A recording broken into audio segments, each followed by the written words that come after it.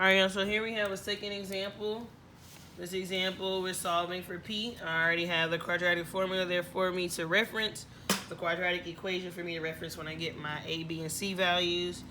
And I've already written out the discriminant that we're going to use in order to determine the number of solutions we're going to have for this equation. So we have p squared plus 5 equals negative 5x. Yes, I did it on purpose because y'all always be like, Miss, you made a mistake. I know, p is supposed to be x.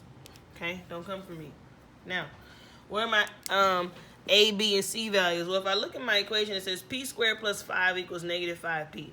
In the last example, we could only identify our a, b, and c when it was in the quadratic equation, ax squared plus bx plus c. And it had to equal a special number before we even chose our a, b, and c. That special number is 0. We have to know what our x value is when y is 0. Therefore, we need to set this equation equal to 0 first before we can actually solve for the discriminant and identify our a, b, and c. So I'm going to pull that equation down. P squared plus 5 equals negative 5p.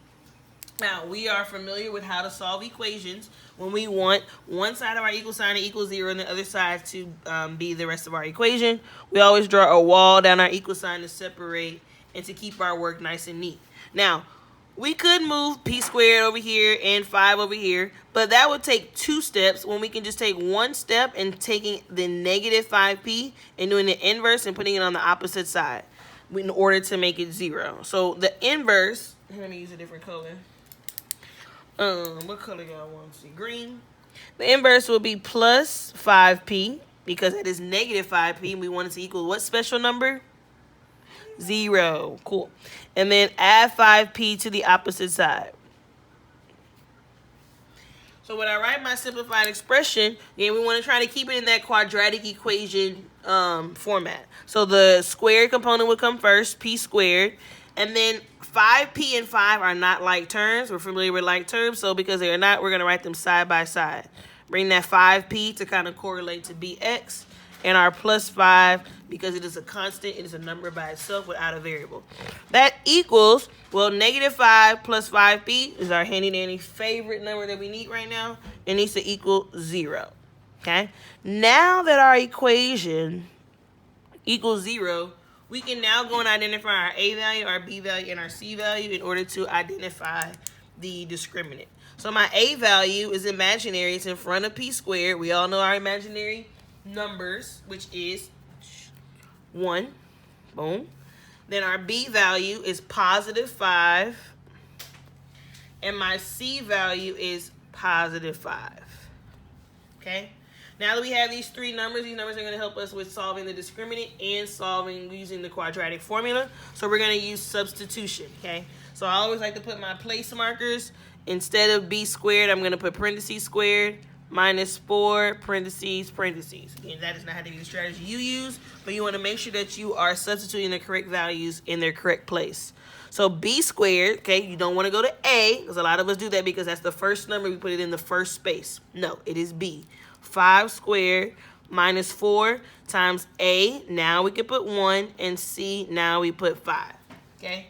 Get out your handy-dandy Charlie calculator, or you can use your computer, or you can use your cell phone, or you can use your brilliant brain. And we are going to type 5 squared, which should be 25, minus 4 times 1 times 5, which is 20, and that equals 5. Okay? Do not get shook that it equals 5 and there was 5 in the problem. Trust your calculator, trust your brain. So our discriminant value is 5. Okay? Now remember, what does this discriminant tell us? It tells us the type of solution. It tells us that there's 2 solutions, 1 solution, or no real solutions at all. He's fine. So our discriminant says that 5 is greater than 0.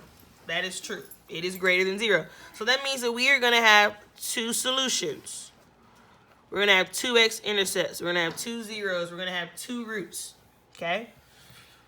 Now we're going to take our discriminant value and we're going to figure out what are those actual solutions, what are those actual answers. So I'm now going to implement that into my quadratic formula. Again, always pause the video and go back in case you did not understand something that was taught. So we have x equals negative b plus or minus the square root. And I think I made another mistake here too by putting negative b. But I'm just gonna write it again for us so we can see where it came from again. B squared minus 4ac all over 2a. Now, I like to find a discriminant because I like to get that math out of the way and then substitute it into my quadratic formula. But you are more than welcome to substitute all the values into the quadratic formula first and solve that way, whatever makes it easier for you. So now I'm going to put my place marker. So I have my negative b plus or minus the square root of my discriminant number all over 2 times a. Substituting those values, b is 5, so that's negative 5 plus or minus. Our discriminant was 5, and 2 times 1 is a. Okay? Now we are going to simplify this problem. Thank you, Courage, for debuting in the video. Awesome. That's my dog. So we're going to simplify this problem, and this is going to turn into, and I'm going to bring it over here, negative 5, because the negative is outside the parentheses, plus or minus the square root of 5. Now, taking the square root can only happen if we have a perfect square or if we can simplify the number inside using a perfect square. Perfect squares are 2, 4, 9, 16, 25, the number goes up. 5 is not a perfect square. So we cannot take the square root of 5 and get an even whole number. So we're going to leave it as the square root of 5. And we're going to divide all of that by 2 times 1, which is 2. Now our discriminant told us that we have 2 solutions. 2 solutions. So that means this is separated into 2 different answers. Okay? I have negative 5 plus the square root of 5 divided by 2 equals x. Okay, make sure we know this x value. And then I also have x equals negative 5 minus the square root of 5 divided by 2. Okay, and these are our final 2 solutions for this equation. Okay, we can leave it simplified like that. Okay, because technically we don't divide these 2 values separately. This is an answer in itself, then we divide that by 2, answer in itself, and we divide that by 2. And if you wanted to go ahead and see, like, well, Miss Meekins, what is that number actually? Well, I can do it for you. Negative 5 plus the square root of 5 is going to get us negative 2 divided by 2 gives me negative 1 We're not going to write these decimals, okay? You might see them in an answer choice or whatever. You always want to find the equivalent.